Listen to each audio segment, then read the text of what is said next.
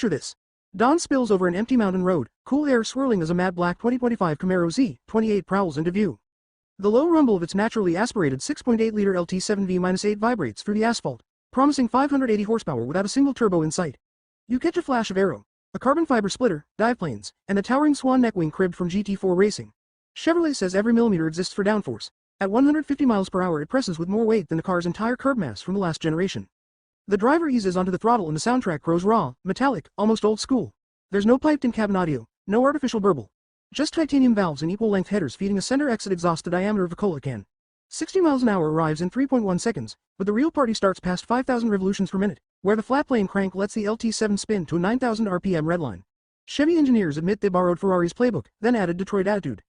A quick downshift through the Tremec 6-speed sends revs spiking, and you remember this Z28 is manual only. No paddles, no dual clutch. Clutch pedal, short throw shifter, anti-stall wizardry so forgiving that Chevy's test drivers let novices hustle prototypes without killing the engine once. Purists cheer, your left leg tingles in anticipation. Corners arrive fast on this road, but the car feels almost telepathic. Up front, Multimatic DSSV spool valve dampers react in milliseconds, reading the pavement like Braille. The moment lateral G climbs, the system locks the chassis flat, distributing load to 4 315-section Michelin Pilot Sport Cup 2R tires. Chevy quotes 1.32 G sustained on the skid pad, C8Z06 territory. Yet ride quality over cracked tarmac stays supple, never punishing. Track tuned, street livable. That was the brief. Inside, the Camaro shows new restraint. No rear seat, no thick carpets, not even a sunroof option. Instead, fixed back Recaros trimmed in Alcantara, magnesium seat frames, and pull strap door latches shave 180 pounds versus an SS1 La. The dash swaps